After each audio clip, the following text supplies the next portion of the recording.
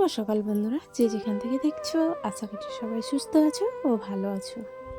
মালদা জেলার ছোট্ট একটি গ্রাম থেকে আমি শম্পা তোমাদেরকে অনেক স্বাগত জানাই আমার ব্লগ চ্যানেলে।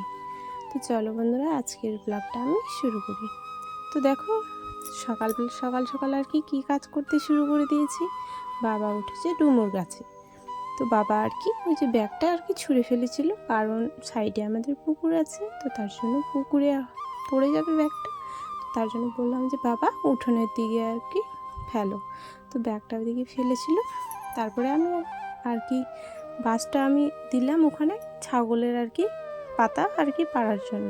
ছাগল আমার অনেকগুলো আছে, তো বললাম যে বাবা তুমি যখন কাছে উঠেছো তাহলে কয়েকটা পাতা আর কি পেরে দাও আমাকে। তো দেখো, এই যে এখানে আমি ডুমুরগুলো আর কি কাটতে আর কি বসে গেছি। তো ছাগলগুলো আমাকে অশান্তি করছিল, তো ওই জন্য একটু মানে ছাগলগুলোকে বকাবকি করছিলাম।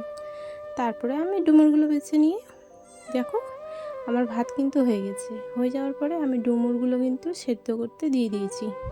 আর এখানে আমি কাটছি আলু, বেগুন আর তোমার পেঁয়াজ দিয়ে আর কি একটা মাছের আর কি ঝোল করব পাতলা করে, আর তোমার ডুমুর ভাজা করব।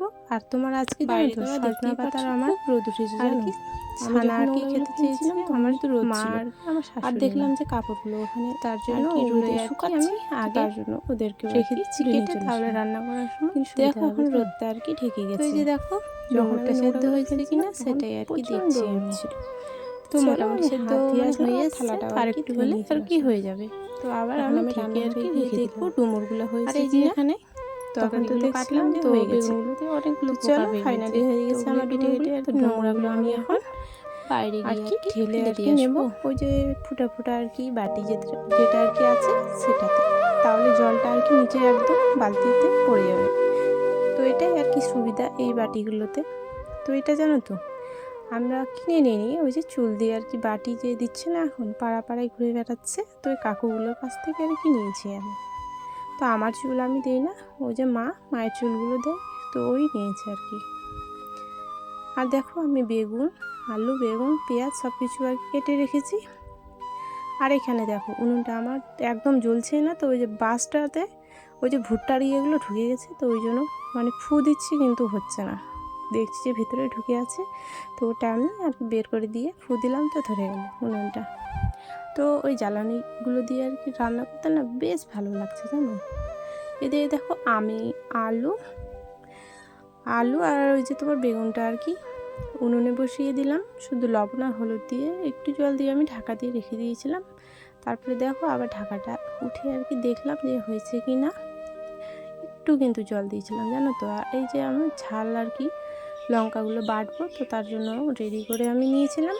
তো লঙ্কাগুলো আমার বাটা হয়ে গেল, এগুলো আমি তরকারিতে একটু দিয়ে দেবো, আর একটু আমি ওই যে তোমার ডুমুরগুলোর জন্য আর কি রাখবো। আর ওই যে সজনা পাতা বলছি না, সজনা পাতা কিন্তু তোমার শুকনো লঙ্কা আর কি ভেজে তারপর রসুন পেঁয়াজ দিয়ে আর কি একটা ছানা করতে হয়। তোমরা কে কী খাও অবশ্যই কমেন্ট করে জানিও।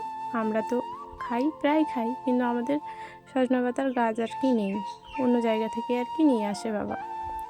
তো দেখো যাই হোক, আমরা দেখো এদিকে মাছের ঝোলটা কিন্তু হয়ে এসেছে, জল আমি দিয়ে দিলাম, কষা হয়ে গেছিলো জল দিয়েছি, আর মাছগুলো আমি দিয়ে দিলাম, একটু জলটা ফুটুক তারপরে আমি আর কি নেমে নেবো। ওই যে দেখো ভুট্টার আর কি ইয়েগুলো খড়িগুলো দিচ্ছি আমি, কত সুন্দর জ্বলছে দেখো।